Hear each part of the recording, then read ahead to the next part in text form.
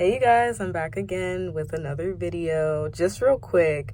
So I got more downloads after I finished my last video that I just uploaded. Please go check it out if you haven't already. So it's more on generational planets. So the download that I got was the reason why they're called generational planets.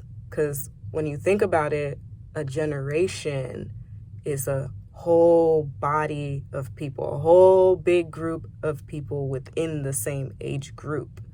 So I'm actually going to go through each generational planet. So that's Uranus, Neptune, and Pluto. And I'm going to break down like how they all relate to connections, group, and just overall just being all in one kind of energy, because that is really what generational planets are about, and what they're indicating is how we are all interconnected. Let's start with Uranus. So Uranus is a planet that is ruled by Aquarius. It's the planet of groups, and specifically it's the planet that interlinks us to the World Wide Web, literally and even in a spiritual sense. This is why Uranus Aquarius is associated with technology, because technology is basically showing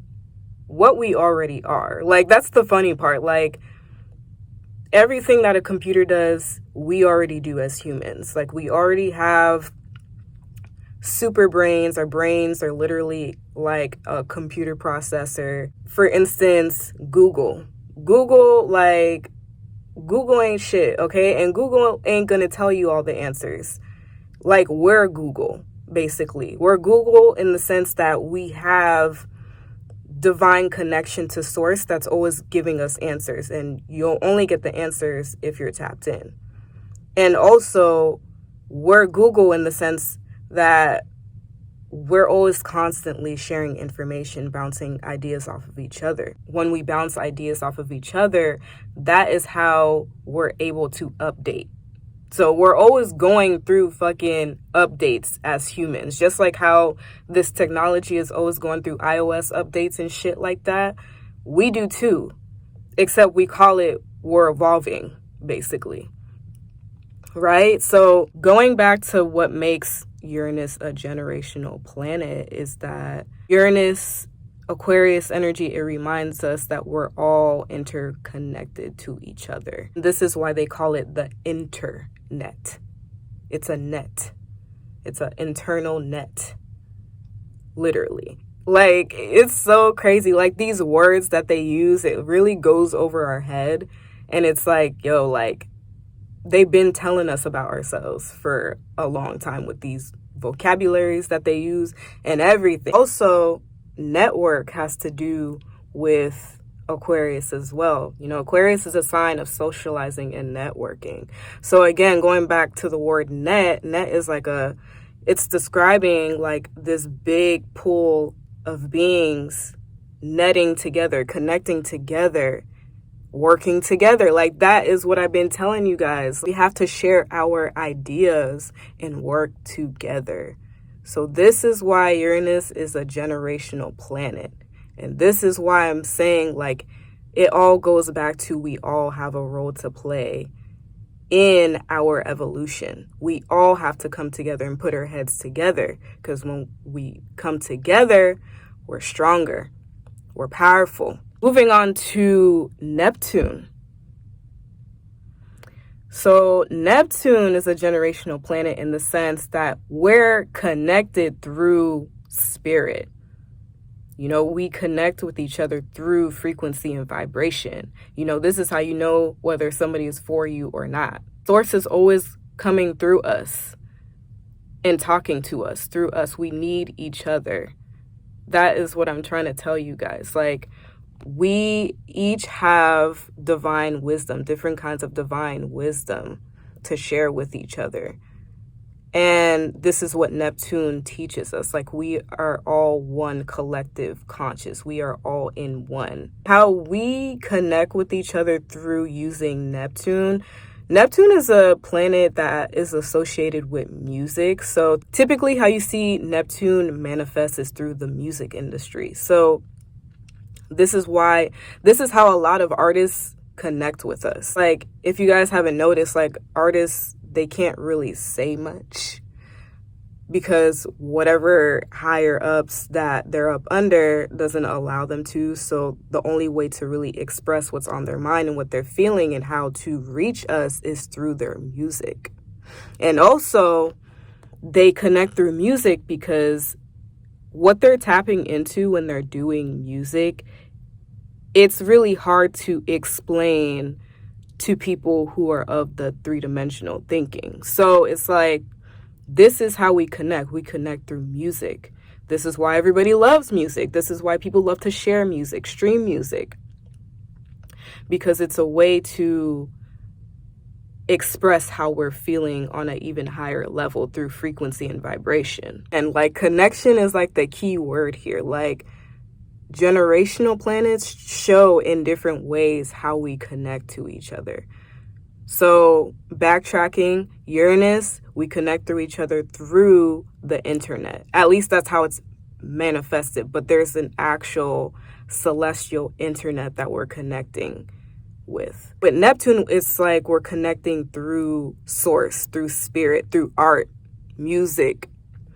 So lastly, Pluto shows how we connect through genetics, how we connect through intimacy and sharing resources with each other. Because like I was telling you guys, like, we all have gifts and resources to share with each other, and this is also how we innovate and level up as well, when we're also sharing each other's resources with each other. Everybody has unique things to offer another person. So this is why intimacy is so important, and this is why they've cut us off from intimacy with others, specifically through sex. They've tried to demonize sex or make it seem like sex is not this deep spiritual transformative thing when it really is, because they don't want us genetically evolving. And it kind of makes me think too, when it comes to dating, like, I'm an interracial dater. Like, I don't like to put a label on it. Like, I like what I like, but I tend to like things that are very different from me. Whether it's an actual person, place, or thing, it doesn't matter. But speaking in the sense of people, this is an insight that I got. Like, I just feel like this is how, technologically, this is how we're going to start advancing. And it has nothing to do with the physical technology that we have, but we're going to start advancing through creating a lot of new groups, a lot of new bloodlines. That's also Pluto. Pluto has to do with your genetics, your bloodline, things that you inherit from others. So as much as people like to shit on interracial daters, like, they're actually the most innovative, because it's like you're essentially creating a new breed of person. Like, when interracial daters procreate with each other, it's like they're creating a new bloodline, a new breed of person. And that's very extraterrestrial, very alien-like, because when you think of aliens, there are different breeds and species of aliens in different galaxies, right? So it's just like, and I'm not coming at anybody who likes to date within their own race, but it's like, once we start tapping into more of the outer consciousness, then we start ascending past race. It's not even about race. I mean, yes, I get race is a beautiful way to appreciate somebody's vessel that they've manifested in, but it's not everything. And I feel like I'm at the point where it's like, and I've been at the point, I've been like this because, like I said, I'm an Aquarius rising. So it's like, I've been on this wave of like, I don't care what you look like as far as what race you are. It's about the frequency and vibration. And that leads me into another thing when it comes to like soul tribes and stuff. That's very Uranus, because it's about the frequency and vibration. It's a mixture of Uranus and Neptune, but definitely that tribe mentality comes from Uranus, in the sense that it's not like we're going into a space where it's not even about we have to stick with the family that we were born into. That's another way they try to limit us, to have us believe like we're stuck to the families that we've been born into. And don't get me wrong, some people are blessed to have families that feel like their soul tribe, but not everybody has that, you know, which is why we have a whole generation of rebels or outcasts. So, and this leads me into my next point, and this is going to get very controversial real quick, but, you know, going back to like, because I've been really big into like studying my ancestry and understanding like where my genetic DNA comes from, and I'm still studying it.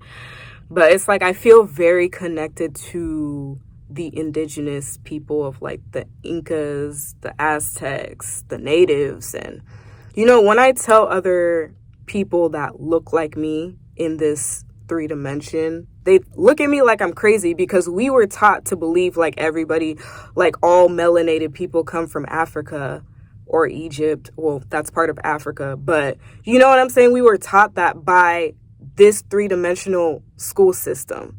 And it's like, there's so many spiritualists out here who think like they're highly evolved, but it's like you're still on that level of thinking of like, oh, you're this race, so you came from here. And it's just like, who the fuck are you to even tell me where the fuck I came from? That's none of your business. That's between me and God to decide where my genetic bloodline comes from. Not everybody resonates with Africa and Egypt. Like, not everybody resonates with that. Like, I don't come from Africa, and I don't care about the logistics of it. I'm not talking about race. I'm talking about the frequency and vibration. I don't come from Africa. So stop telling me I come from Africa.